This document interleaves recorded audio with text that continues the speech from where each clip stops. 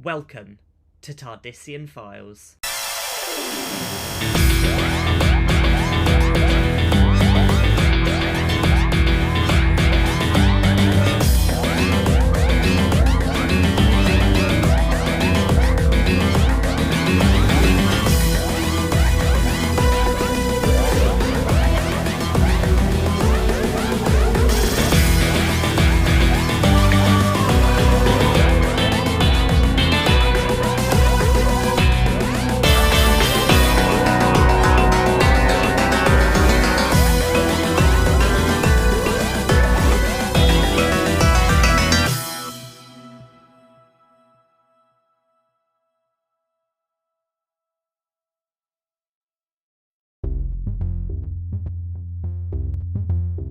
Today we will briefly discuss what we currently know about Ruby Sunday's parents and the reason for their identities being so obscure.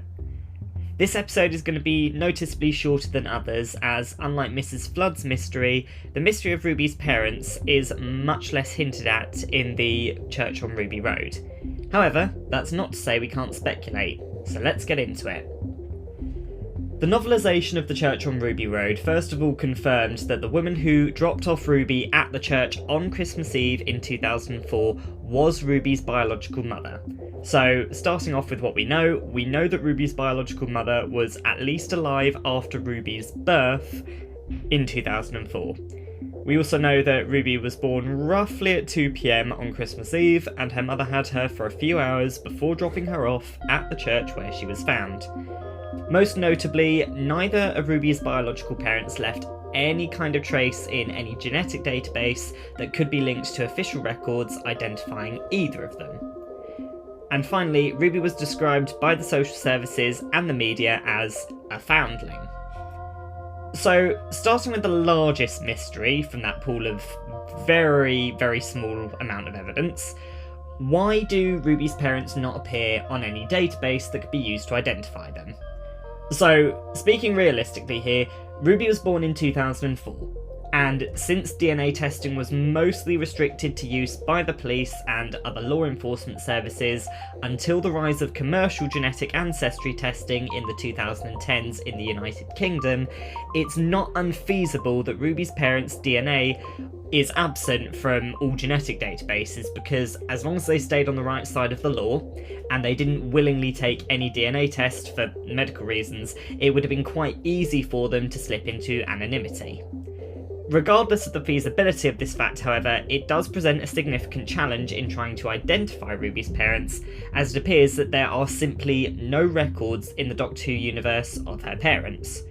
We know they must exist, but whether they're alive or dead, or even human, is unclear.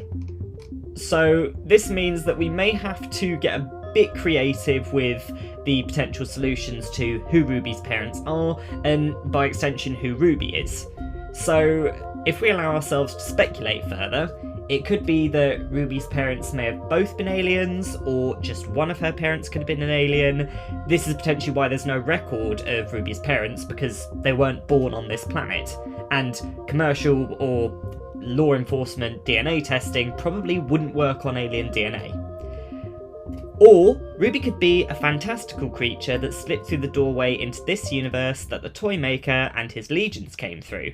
The name used to describe Ruby when she was found, Foundling, could link to the myths about fairies who steal human babies and replace them with changelings, which are sickly fairy children who would either die shortly after being switched or go on to grow up, and then later wreak havoc when they discover their true nature.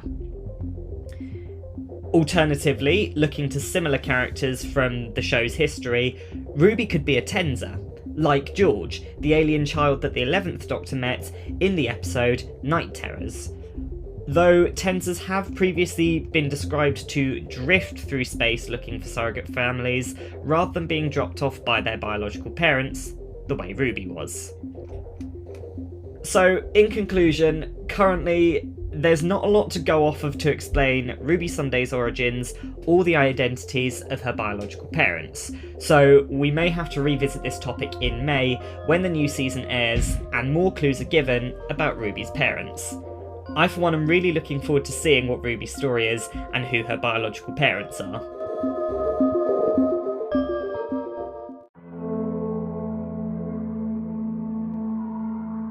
So, what do you guys think? Are there any theories about Ruby's parents that you think we've missed?